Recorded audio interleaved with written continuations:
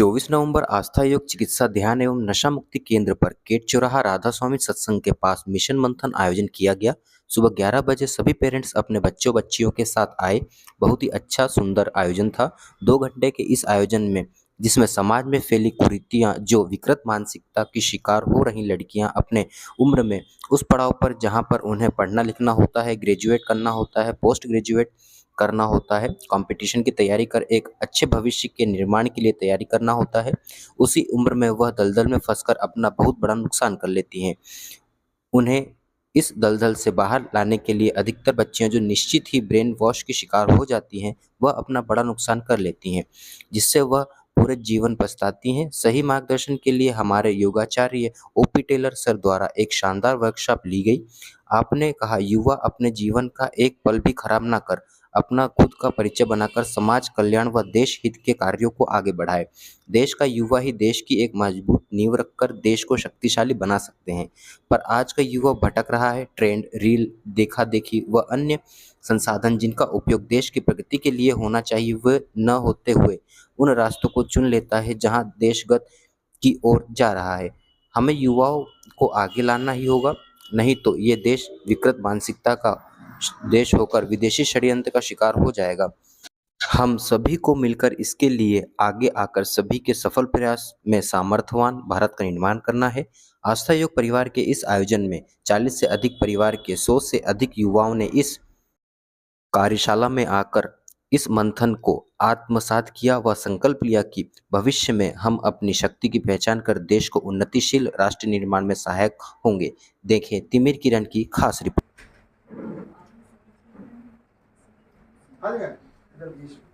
नहीं, अच्छा ईमानदारी से बताओ, कितने लोग जानना चाहते हैं कि यार ऐसा होता क्यों?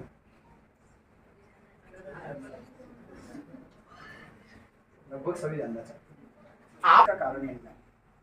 और आपकी जानकारी के लिए बता दो, जितने भी बच्चे यहाँ बैठे हैं, आज अभी से सोच लेना कि ये स्थिति हर रोज भी आपके सामने आए।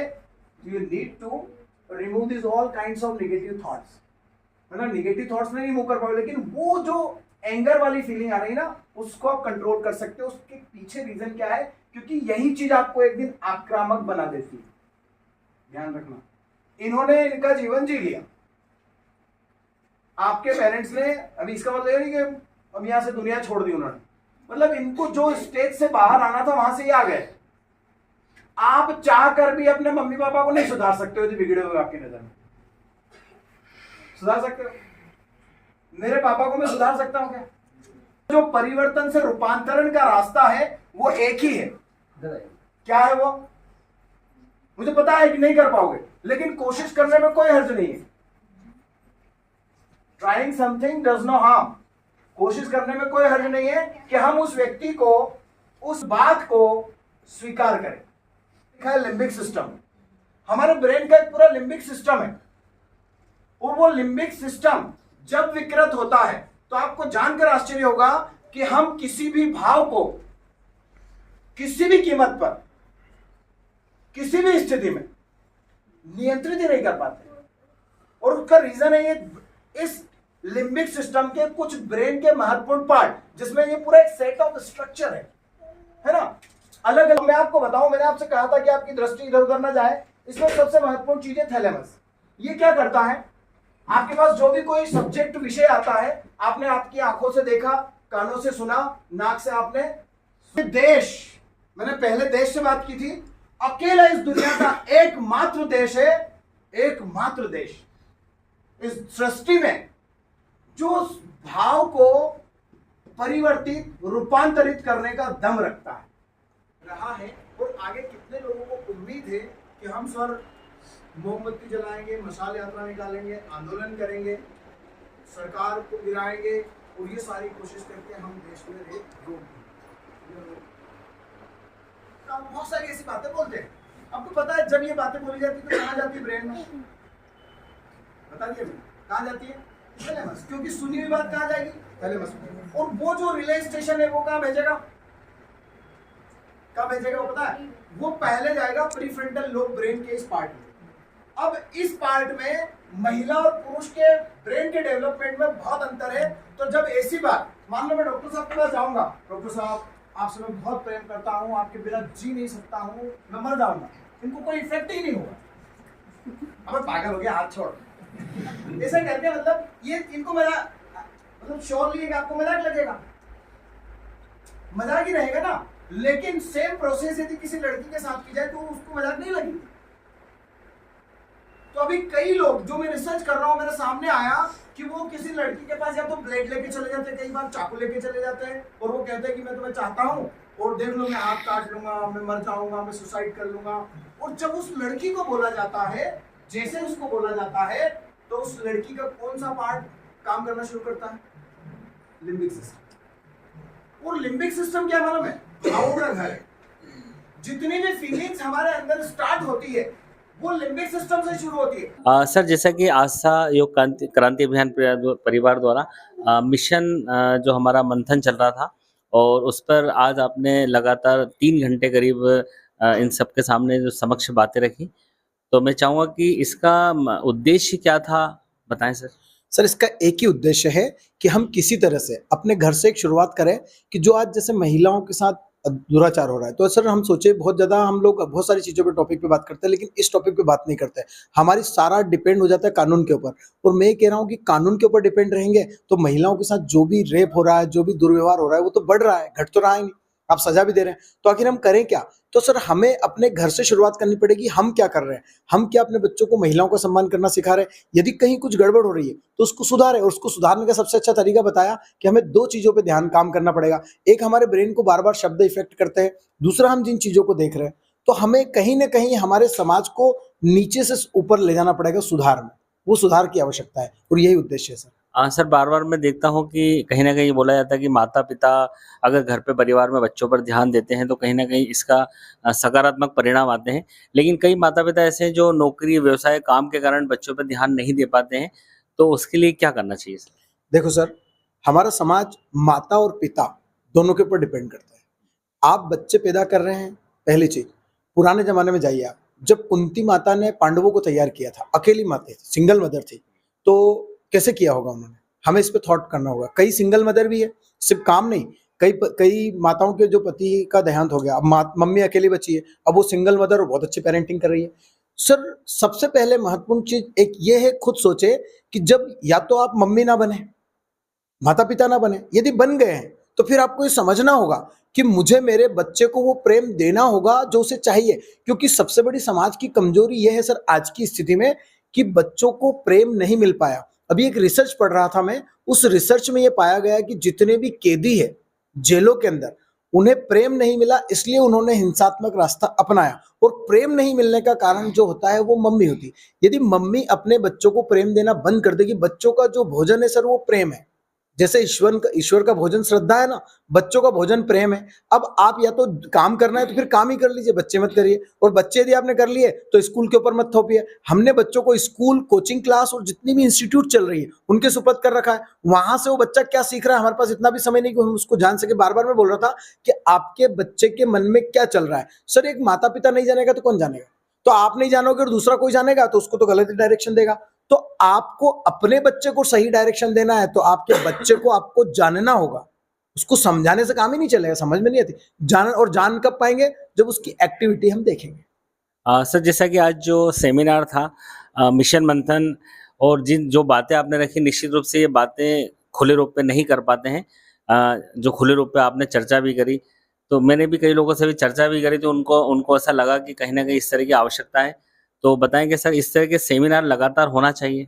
सर, मैं तो ये बोल रहा हूँ कि मैं समाज को पूरे को देना चाह रहा हूँ। जैसे जिस समाज से आप संबंधित है उसके अध्यक्ष है, जिस समाज से ये अध्यक्ष है या कोई अध्यक्ष या सामाजिक कार्यक्रम कर रहे हैं, सर हम जो गलत डायरेक्शन में जा रहे हैं कि हम किसी समाज का, जैसे मैं उसका विरोध नहीं कर रहा हूँ, जैसे हमने जुलूस निकाल दिया, ट्रैफिक जाम हो रहा है, उनके बजाय हम लोग इकट्ठे हों और हम ये करें कि कम से कम महीने में एक बार, साल में एक बार, महीने में समय नहीं है तो जैसे हम अलग अलग जुलूस उलूस निकालते समय, ऐसे हम ये जाने कि साइकोलॉजी क्या है। क्योंकि आज के पेरेंट्स को साइकोलॉजी जानना जरूरी। हम ऐसे छोटे छोटे प्रोग्राम करें, हम बच्चों की साइकोलॉजी को समझें।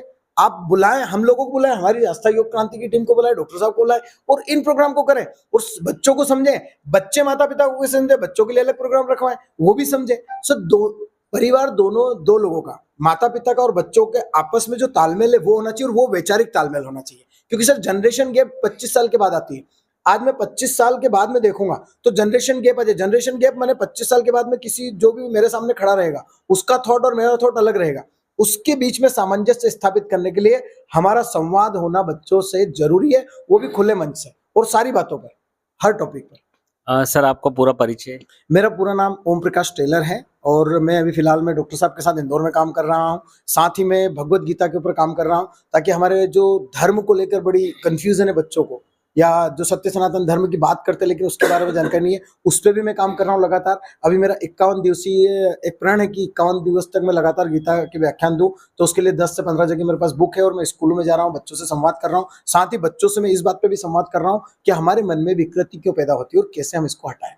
आपसे संपर्क कैसे कर सकते हैं? सर सिंपल सी बात है कि आप डॉक्टर साहब से संपर्क कर सकते हैं, डॉक्टर साहब से मेरे से, या मेरे नंबर 7771877749 पर आप कांटेक्ट कर लीजिए। और जैसा कि मैं डॉक्टर साहब के साथ तो जुड़ा ही हूँ, तो इनका आस्था योग क्रांति केंद्र योग का पूरा जो सुबह सुबह 6 बजे फुटी कोटी होता है, वहाँ आके कांटेक्ट कर लें। तो डॉक्टर साहब हम यूँ समझ लीजिए कि इस काम के लिए हम दोनों एक ही है इन दोनों। बहुत बहुत धन्यवाद।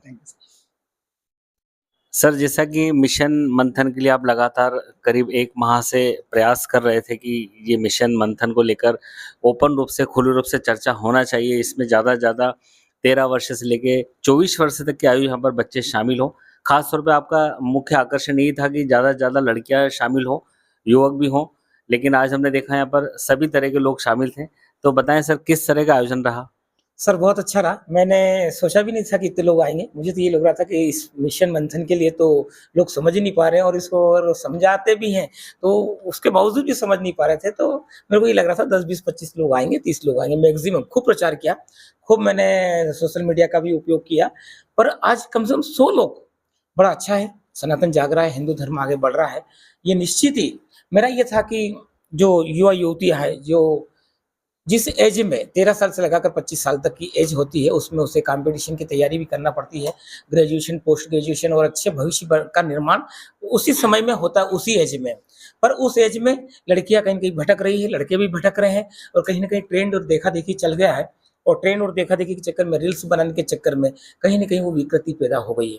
समाज में ये विकृति उसके बाद 25 साल बाद जब वो सब कुछ भविष्य को दांव पे लगा देती है, उसके बाद उसको समझ में आती है कि मेरे को जो पीक पॉइंट था, जिस एज में मुझे बहुत कुछ करना था, समाज का निर्माण करना था, अच्छे भविष्य का निर्माण करना था, उस समय मैंने बहुत गलती कर बैठी और वो पछताती है।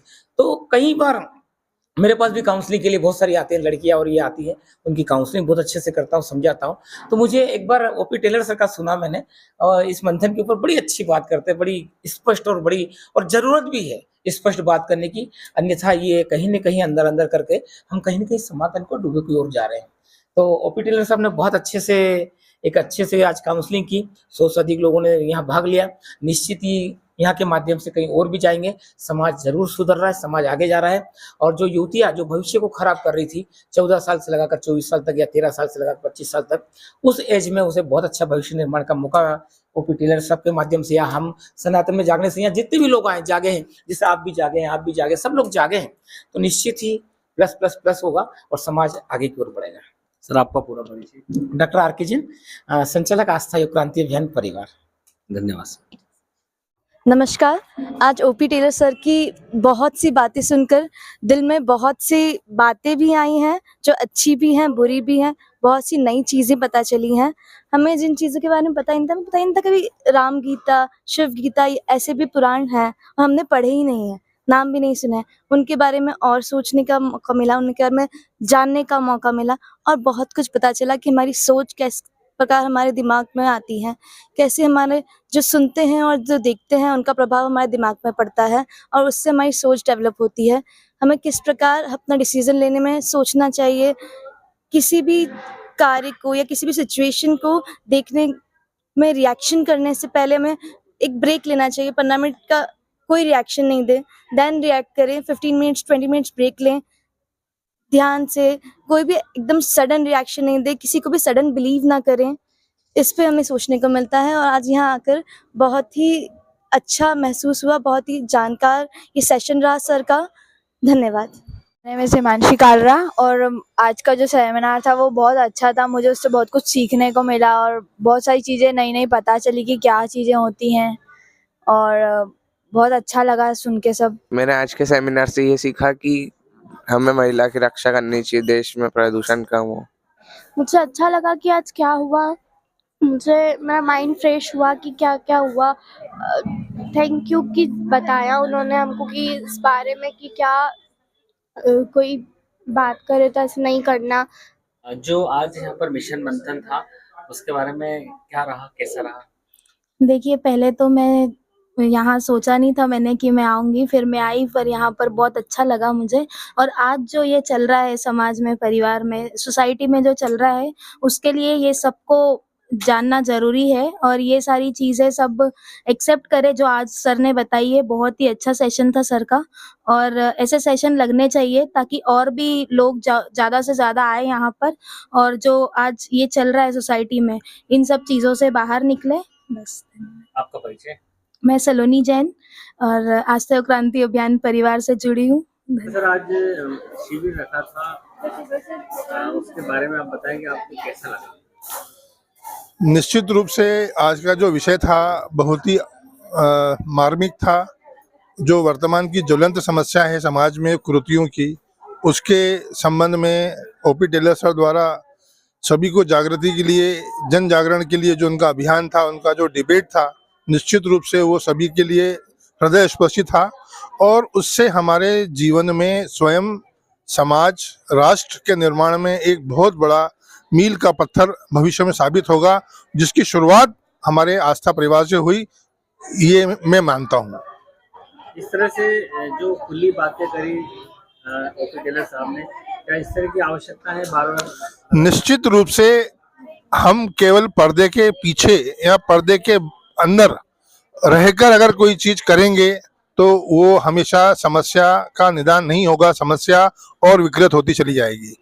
मेरा ये मानना है कि उनके द्वारा जो आज उस ऑडिटोरियम में बच्चे से लेके माँ, बाप और युवा के साथ बुजुर्ग तक सब उपस्थित थे, उन्होंने निर्विवाद रूप से सभी के समक्ष ये बात रखी और सबका वैचारिक दृष्टिकोण परिवर्तित हो, ये उनके द्वारा किया गया कार्य प्रशंसनीय है। और मेरा मानना है कि अगर पर्दे के अंदर कोई कार्य करेंगे, जब तक समाज में कोई भी परिवर्तन नहीं आएगा, उसके लिए पर्दे से बाहर जाकर समग्र रूप से प्रस्तुत करना पड़ेगी कोई भी चीज, जब ही समाज में परिवर्तन संभव है।